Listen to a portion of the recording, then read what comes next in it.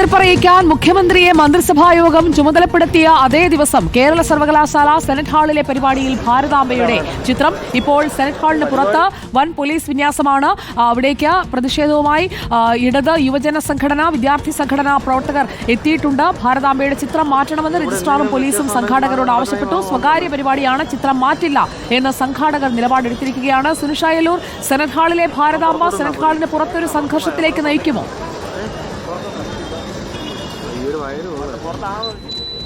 സുജയ, അതിനുള്ള സാധ്യത കൂടുതലാണ് എന്നതാണ്. നേരത്തെ തന്നെ ഈ ഭാരതാംബ വിഷയത്തിൽ ഗവർണർക്കെതിരെയുള്ള പ്രതിഷേധം അത് SFIയും DYFIയും ഒക്കെ തന്നെയും വലിയ രീതിയിൽ ശക്തമാക്കിയിരുന്നു. വലിയ പ്രതിഷേധങ്ങളും നമ്മൾ കണ്ടതാണ്. അതേ രീതിയിൽ തന്നെ ഇന്നും ഇതേ രീതിയിൽ സർവകലാശാലയിലേക്ക് ഗവർണർ എത്തുമ്പോൾ ഒരു പ്രതിഷേധിക്കാൻ അല്ലെങ്കിൽ മുദ്രാവാക്യം വിളിച്ച് പ്രതിഷേധിക്കാനുള്ള ഒരു നീക്കം SFIയുടെ ഭാഗത്തു നിന്നുമുണ്ടായിരുന്നു. അതിന്റെ ഭാഗമായി നിരവധി SFI പ്രവർത്തകർ ഈ സർവകലാശാലയ്ക്ക് പുറത്ത് എത്തുകയും ചെയ്തിരുന്നു. പക്ഷേ അതിനിടയിലാണ് ഇവിടെ ഈ സെനറ്റ് ഹാളിനകത്തും നാടകീയമായ രംഗങ്ങൾ നടക്കുന്നത് എന്നതാണ് ഏറ്റവും പ്രധാനപ്പെട്ട കാര്യം. ഈ സെനറ്റ് ഹാളിൽ പരിപാടി നടക്കുന്ന വേദിയിലാണ് ഈ ഭാരതാംബയുടെ ചിത്രം ഉള്ളത് എന്നുള്ളതാണ് ഏറ്റവും പ്രധാനപ്പെട്ട കാര്യം. പിന്നാലെ തന്നെയാണ് രജിസ്ട്രാർ ഉൾപ്പെടെയുള്ളവർ ഈ വിഷയത്തിൽ ഇടപെടുകയും ചെയ്തത്. ഇത്തരത്തിൽ ഈ ചിത്രം നീക്കം ചെയ്യണമെന്ന് രജിസ്ട്രാർ ആവശ്യപ്പെടുന്നു. പോലീസും ഈ സംഘാടക സമിതിയുമായും ഈ ശ്രീപത്മനാഭ സേവാ സമിതിയുമായി സംസാരിക്കുകയും ചർച്ച ചെയ്യുകയും ചെയ്യുന്നു. പക്ഷേ ഇതൊരു സ്വകാര്യ പരിപാടിയാണ്. ശ്രീപത്മനാഭ സേവാ സമിതി പണം കൊടുത്ത് ഈ ഹാള് വാങ്ങിയതാണ് ഇന്ന് ഈ പരിപാടി നടത്താനായി. അടിയന്തരാവസ്ഥയുടെ 50 ആണ്ടുകൾ എന്ന ഈ പരിപാടി ഗവർണർ ഉദ്ഘാടനം ചെയ്യിച്ചുകൊണ്ട് ഗവർണറെ ഉദ്ഘാടകനാക്കിക്കൊണ്ട് ഈ പരിപാടി നടത്താനായി ഈ ഹാൾ വാങ്ങിച്ചതാണ്. അത്തരത്തിലൊരു സ്വകാര്യ പരിപാടി നടത്തുമ്പോൾ ഏത് ചിത്രം വെക്കണം അല്ലെങ്കിൽ ഏത് ചിത്രം വെക്കണ്ട എന്ന് തീരുമാനിക്കാൻ ആ സംഘാടക സമിതിക്കാണ് അതിൻ്റെ ഉത്തരവാദിത്തം എന്നുള്ളതാണ് നിലവിൽ ഇപ്പോൾ ശ്രീപത്മനാഭ സേവാ സമിതി സംഘാടകർ പറയുന്നത്. അതുകൊണ്ട് തന്നെ ചിത്രം മാറ്റാൻ കഴിയില്ല എന്ന ഒറ്റ നിലപാടിലേക്ക് ഈ സംഘാടക സമിതി ശ്രീപത്മനാഭ സേവാ സമിതി മാറുന്നു എന്നുള്ളതാണ്. പക്ഷേ നിലവിൽ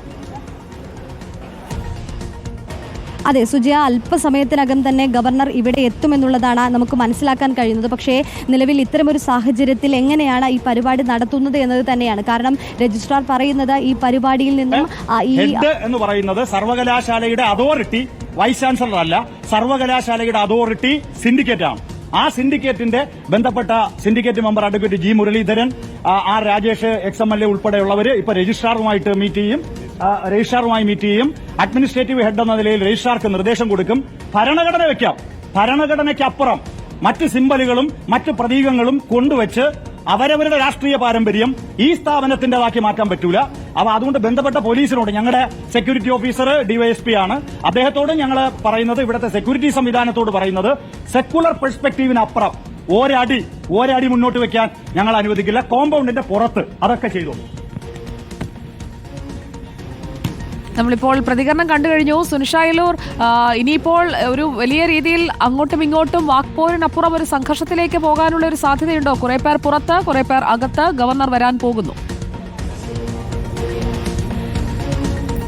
ഉറപ്പായിട്ടും സുജയ, അത്തരത്തിലൊരു സാഹചര്യം തന്നെയാണ്. നേരത്തെ സിൻഡിക്കേറ്റ് മെമ്പേഴ്സ് അടക്കം സംസാരിക്കുന്നത് ഇത് തന്നെയാണ്. അതായത് ഭാരതാംബയുടെ ചിത്രമടക്കം പുറത്തു വെച്ച് നിങ്ങൾ എന്ത് പരിപാടി വേണമെങ്കിലും നടത്തിക്കോളൂ, പക്ഷേ അകത്ത് ഇത്തരം സർവകലാശാലയുടെ സെനറ്റ് ഹാളിനകത്ത്, സർവകലാശാലയ്ക്കകത്ത് ഇത്തരത്തിലുള്ള പ്രവർത്തനങ്ങൾ നടത്താൻ കഴിയില്ല, അല്ലെങ്കിൽ കാവ്യവൽക്കരണത്തിലുള്ള നീക്കമാണ് നടക്കുന്നത്, അത് നടത്താൻ സമ്മതിക്കില്ല എന്നുള്ള നിലപാടിലേക്ക് ഉറച്ചു നിൽക്കുകയാണ് എന്നുള്ളതാണ്.